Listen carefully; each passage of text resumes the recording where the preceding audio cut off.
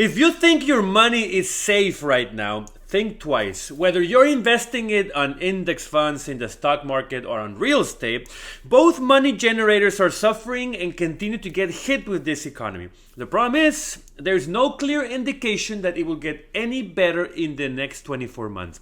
In this video, I will talk about what is happening with tech companies, the value of their stock, what that does to the general index, and how you could diversify to lose the least amount of money.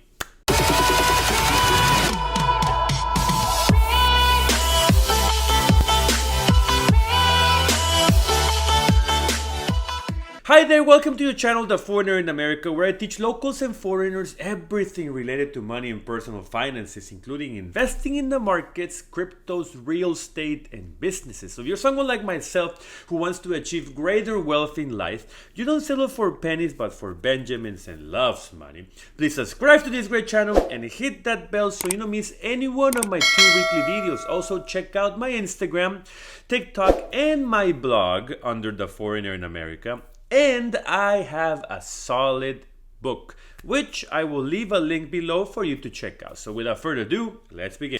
Big names in the industry reported earnings and had large stock losses. So especially 4 companies which you should be well aware of if you're alive, which are Alphabet, Amazon, Meta, and Microsoft. Together, they have lost $350 billion in market cap. And to put that into perspective, that's 12 figures, which is a hell of a lot of money. The only company that did not lose money and is also in that same category was Apple, since they beat expectations. So is this the same as the tech bubble of 2000? I don't think it's that bad though. Could we get there in 24 months?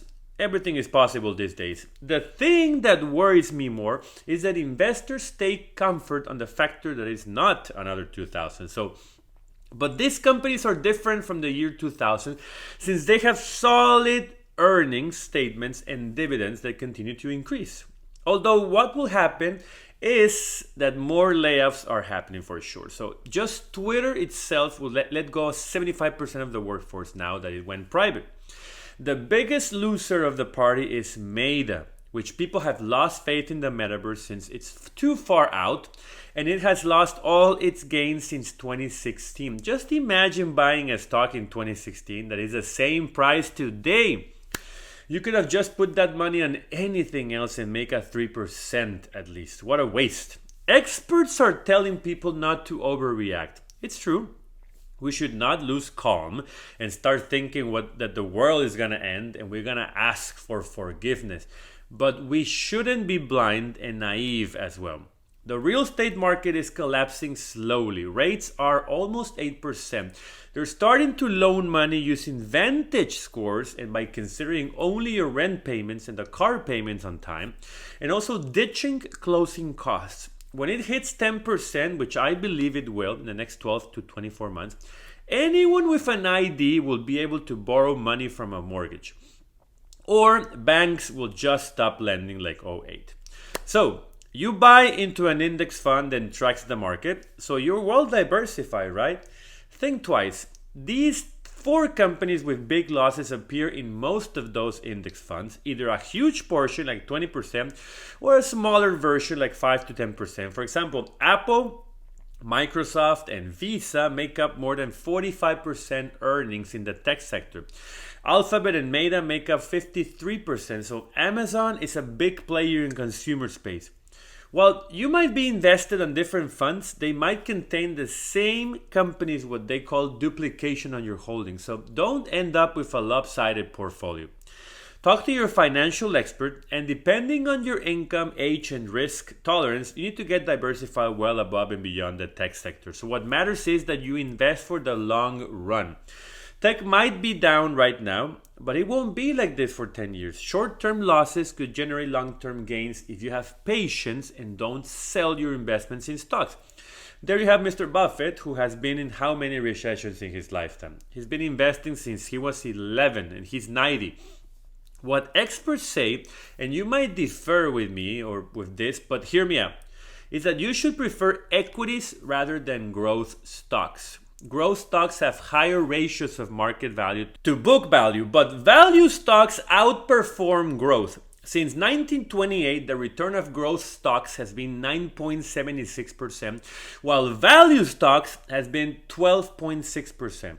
So just as I was saying, get together with the company that manages your investment portfolio and ask them how diversified you are in the companies you're buying from. And be prepared to lose money in the short term, 12 to 24 months. As for real estate investors like myself, secure the leases for 12 months. Do not touch the properties. Only buy if it really makes financial sense. And wait for impact. Most important, do not lose your main source of income and have an emergency fund in place for a whole year of living expenses.